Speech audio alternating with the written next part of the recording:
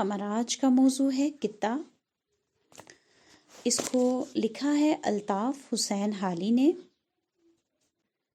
کتا کے لفظی معنی ہے ٹکڑا، اور معنوی لحاظ سے ہم کتا اس کو کہتے ہیں جس کے معنی میں ربط ہو، یعنی ایک ہی موضوع کے متعلق گفتگو، اور اس طرح کے کتے کو جس میں ایک ہی موضوع کے متعلق گفتگو ہو اسے نظم مسلسل بھی کہتے ہیں۔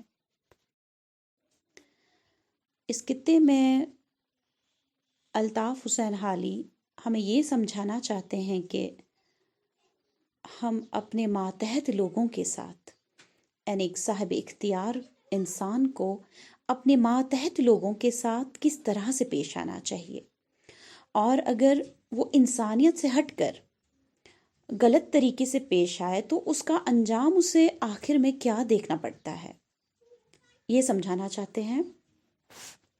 اس کتے کا نام ہے نوکروں پر سخت گیری کرنے کا انجام۔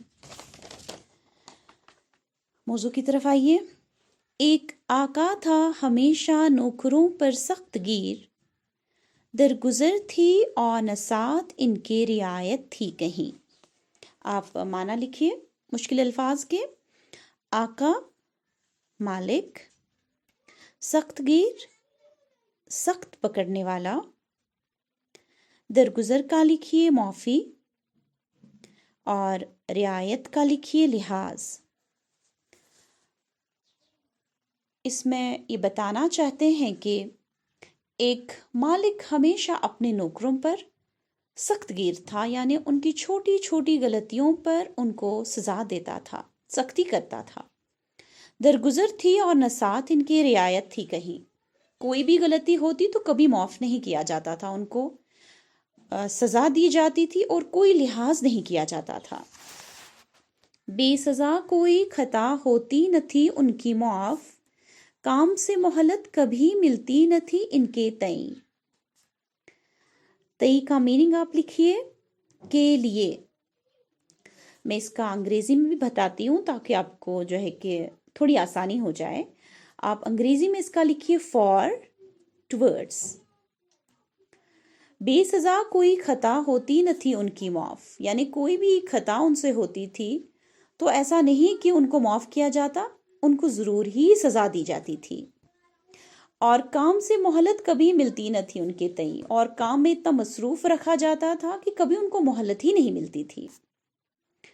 حسن خدمت پر اضافہ یا صلہ تو درکنار، ذکر کیا نکلے جو پھوٹے منہ سے اس کے آفریں۔ آپ لکھیے اس پر صلہ کا میننگ مطلب آپ لکھیے بھلائی کا بدلہ، اور انعام درکنار کا لکھیے ایک طرف، اور اس کا یہ بھی لکھیے الگ۔ پھوٹے منہ اس کا لکھیے برا منہ اور بددلی سے۔ آفری کا لکھیے شاباش، یعنی یہ ٹرم آف پریز ہے، انگریزی میں اس کو ٹرم آف پریز بھی ہم کہیں گے، جو ہم تعریف کے وقت بولتے ہیں۔ حسن خدمت پر اضافہ یا صلہ تو درکنار، وہ بے لوث خدمت کے باوجود بھی کوئی صلہ، کوئی انعام، کوئی بلائی کا بدلہ، یہ تو الگ بات ہے، یہ تو دور کی بات ہے۔ ذکر کیا نکلے جو پھوٹے منہ سے اس کے آفریں، اس کے منہ سے تو شاباش کا لفظ بھی اپنے نوکروں کے لیے نہیں نکلتا تھا۔ پاتے تھے آقا کو وہ ہوتے تھے جب اس سے دوچار، نتھنے پھولے منہ چڑھا ماتھے پہ بل ابرو پچی۔ دوچار کا لکھیے آمنا سامنا، نتھنے کا آپ لکھیے جن کو ہم انگریزی میں نوسٹرلز کہتے ہیں، بل کا لکھیے شکن، ٹیڑھ یا پھر مروڑ بھی لکھ سکتے ہیں۔ ابرو کہتے ہیں بوئیں، جن کو ہم انگریزی میں آئی بروز بھی کہتے ہیں، اور چی کا لکھیے بل۔ پاتے تھے آقا کو وہ ہوتے تھے جب اسے دوچار، جب کبھی وہ اپنے آقا کے سامنے جاتے تھے وہ اپنے آقا کو کس طرح سے پاتے تھے۔ نتھنے پھولے، یعنی اصل میں شاعر عکاسی کرتے ہیں مالک کے غصے کی، وہ ہمیشہ کس حالت میں ہوتے تھے؟ جب انسان کو غصہ آتا ہے تو اس کے جو نوسٹرلز ہوتے ہیں وہ بھی پھولے ہوئے ہوتے تھے. منہ چڑھا یعنی منہ پر غصہ، ماتھے پہ بل یعنی ماتھے پر شکن ہوتی تھی، اور ابرو پہ چین، اور ابرو بھی جو ہے جو غصے کے وقت ٹیڑھ ان میں پیدا ہوتی ہیں. اس طرح سے اپنے مالک کو ہمیشہ پاتے تھے. تھی نہ جز تنخواہ نوکر کے لیے کوئی فتوح، آگے ہو جاتے تھے خائن جو کہ ہوتے تھے امیں. آپ مطلب لکھیے جز سوائے، فتوح کا لکھیے بالائی آمدنی، خائن خیانت کرنے والا، بددیانت، اور امی کا لکھیے ایماندار. تھی نہ جز تنخواہ نوکر کے لیے کوئی فتوح، یعنی نوکر کے لیے تنخواہ کے سوا کوئی اور آمدنی، یعنی ان کو اور کوئی چیز نہیں دی جاتی تھی، صرف تنخواہ جو مقرر کی ہوئی ہوتی تھی. آگے ہو جاتے تھے خائن جو کہ ہوتے تھے امی. اب جو کوئی امانت دار نوکر بھی ہوتا تھا، اپنے مالک کے رویے کو دیکھ کر وہ بھی خیانت داری سے پھر کام لیتا تھا. یعنی اگر آقا اپنے ماتحت لوگوں کے ساتھ اچھی طرح سے پیش آئے، نرمی سے پیش آئے، تو اس سے ان کا دل جو ہے خوش ہوتا ہے ماتحت لوگوں کا، اور وہ اپنا کام بخوبی انجام دیتے ہیں. لیکن جب مالک کا رویہ ہمیشہ سختی کا ہو تو وہ بھی پھر اپنے کام کو دل و جان سے بخوبی انجام نہیں دیتے، وہ بھی خیانت پھر کرتے ہیں. یہی بتایا گیا ادھر. رہتا تھا ایک ایک شرائط نامہ ہر نوکر کے پاس، فرض جس میں نوکر اور آقا کے ہوتے تھے تعین. شرائط نامہ، شرائط کہتے ہیں شرط کی جمع کو، اور نامہ کہتے ہیں نوشتے کو، یعنی لکھی ہوئی تحریر، لکھی ہوئی تحریر. اور تعین کہتے ہیں مقرر کرنا. رہتا تھا ایک ایک شرائط نامہ ہر نوکر کے پاس، یعنی یہ آقا جو تھے یہ اپنے نوکر کے پاس شرائط نامہ رکھتے تھے ایک، جس میں فرض جس میں نوکر اور آقا کے ہوتے تھے تعین، جس میں نوکر اور آقا کے کام جو تھے وہ مقرر ہوتے تھے. یعنی اس میں لکھا ہوا ہوتا تھا کہ مالک کی کیا ذمہ داری ہے اور نوکر کے کیا کام ہے. گر رعایت کا کبھی ہوتا تھا کوئی خواستگار، زہر کے پیتا تھا گھونٹ آخر بجائے انگ بھی. آپ معنی لکھیے. خواستگار یعنی طلبگار، امیدوار، اور انگ بی کا لکھیے شہد. گر رعایت کا کبھی ہوتا تھا کوئی خواستگار، اگر کوئی نوکر کبھی اس مالک سے کسی چیز کی طلب کرتا، زہر کے پیتا تھا گھونٹ آخر بجائے انگ بھی، اس سے کہ وہ مالک سے راحت پاتا، وہ اس کے خلاف وہ مالک کا رویہ دیکھ کر گویا کہ زہر کے گھونٹ پیتا تھا. یعنی مالک ان کی اس طلب کو پورا نہیں کرتے تھے، اس کے بجائے ان کو ڈانٹ ڈپٹ غصہ ان کے ساتھ کرتے تھے، اور وہ شہد کے بجائے یعنی راحت کے بجائے گویا زہر کے گھونٹ پیتے تھے.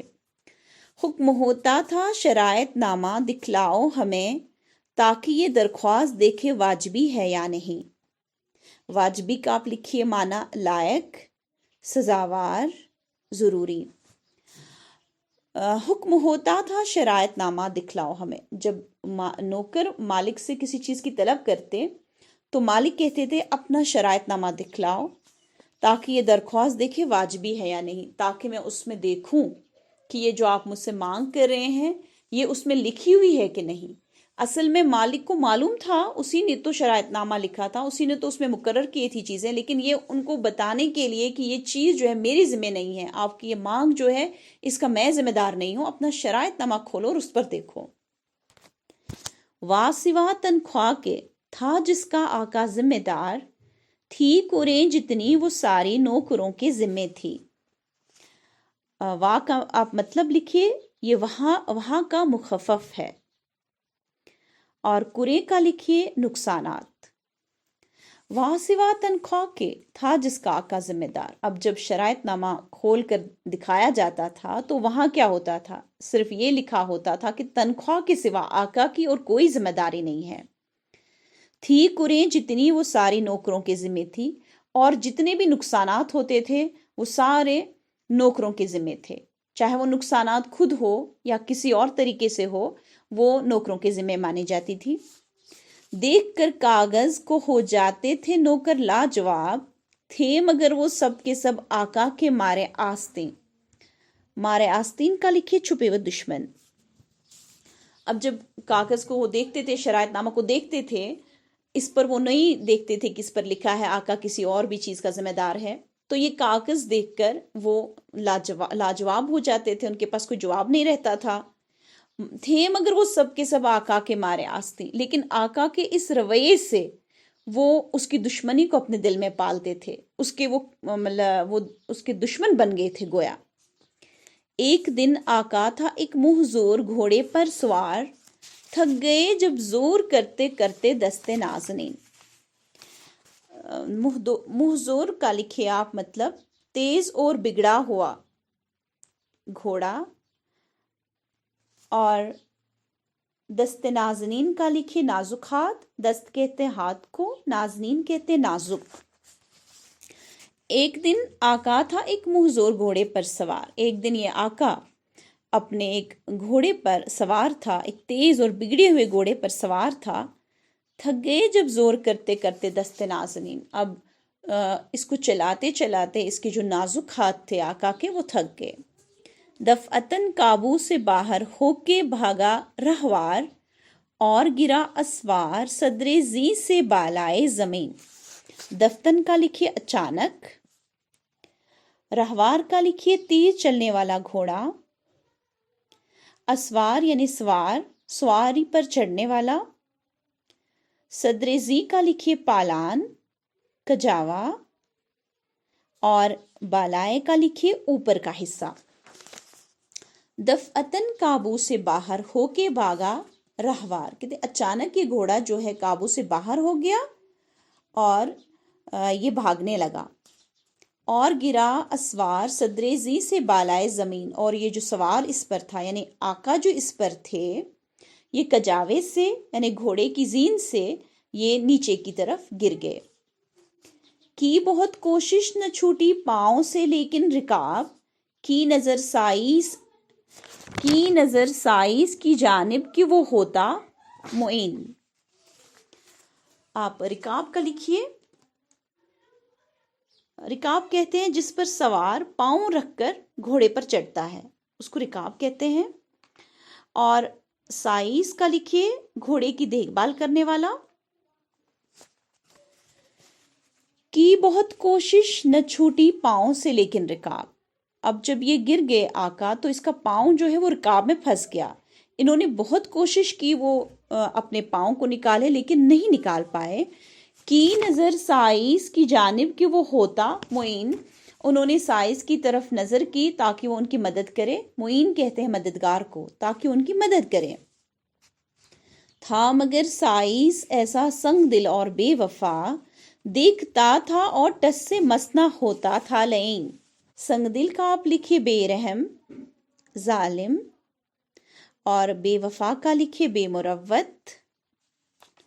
टस से मस न होना, इसका लिखिए जरा भी जुम्बिश न करना, और लईन का लिखिए मरदूद। था मगर साइस ऐसा संग दिल और बेवफा, लेकिन साइस इतना जालिम हो गया था, मालिक के रवैये को देख देख कर वो इतना जालिम हो गया था कि उस मरदूद ने ये देख कर भी हल्की सी जुम्बिश न की, बिल्कुल नहीं हिला कि वो अपने मालिक को बचाए। दूर ही से था उसे कागज दिखाकर कह रहा, देख लो सरकार इसमें शर्त ये लिखी नहीं। साइस ने शर्तनामा खोला और अपने मालिक को बताया कि देखिए इस शर्तनामे में ये शर्त नहीं है कि मालिक घोड़े से गिरने की वजह से इसकी मदद की जाए, यानी हमारे इस शर्तनामे में ये शर्त दर्ज नहीं है। असल में ये जो है ये सबक हमें देता है कि हमें अपने मातहत लोगों के साथ हमेशा नरमी से पेश आना चाहिए। जैसे कि हमारे घरों में नौकर होते हैं काम करने के लिए, कभी उनको किसी चीज़ की ज़रूरत होती है, ऐसा नहीं कि हम उन पर हमेशा सख्ती ही करें, हम हमेशा उनको हुक्म ही देते रहे कि ये काम करे वो काम करे, और उनको किसी तरह की आसानी न दे, उनको किसी तरह की राहत न बख्शे। ہمیں ان کے ساتھ نرمی سے پیش آنا چاہیے. یا اسی طرح سے جو بھی صاحب اختیار انسان ہوتا ہے، جیسے حکمران بھی اس میں آئے گا کہ گھر میں جو مالک ہوتا ہے، جیسے ایک باپ ہوتا ہے، یہ ایک شوہر ہوتا ہے، یہ گھر کے مالک ہوتے ہیں، یا ایک اسکول ہے اس میں پرنسپل، یہ اس طرح سے جو ماتحت لوگ ہوتے ہیں وہ اپنا کام جو ہے بہت ہی بخوبی انجام دیتے ہیں، کیونکہ جب ان کے صاحب اختیار انسان ان کے ساتھ نرمی سے پیش آتے ہیں، ان کو راحت بخشنے کی پوری کوشش کرتے ہیں، تو وہ بھی ماتحت لوگ بھی پھر اپنا کام جو اچھی طرح سے انجام دیتے ہیں. اس میں ہم نے دیکھا کہ یہ مالک جو ہے ہمیشہ اپنے ماتحت نوکروں کے ساتھ بری طرح سے پیش آتا تھا، اور آخر میں پھر نوکر نے بھی وہی کیا کہ اپنے مالک کو وہی سزا دی جو کہ مطلب وہ ہمیشہ ان کو دیتا رہتا تھا. اگرچہ میں آخر میں ایک بات آپ سے کہوں گی کہ اگرچہ یہ ٹھیک رویہ نہیں ہے کہ مالک نے اگر غلط بھی اس کے ساتھ کیا تھا، تو انسان یہ ہے کہ اس کی جو انسانیت یہ تقاضا نہیں کرتی کہ ہمیں کوئی غلط کریں ہم ان کے ساتھ غلط کریں. ہاں اگر کوئی غلط کرے تو جب موقع آئے کہ ہم بھی ان کے ساتھ غلط کر سکتے ہیں، ہمیں ہمیشہ معاف کرنا چاہیے، درگزر کرنا چاہیے. اور یہی ہمارے اسلام کی بھی تعلیم ہے کہ ہم لوگوں کے ساتھ ہمیشہ اچھی طرح سے پیش آئے، اچھا رویہ کرے، اگرچہ وہ ہمارے ساتھ ہمیشہ بری طرح سے پیش بھی آئے. امید ہے کہ سمجھ آیا ہوگا. اللہ حافظ.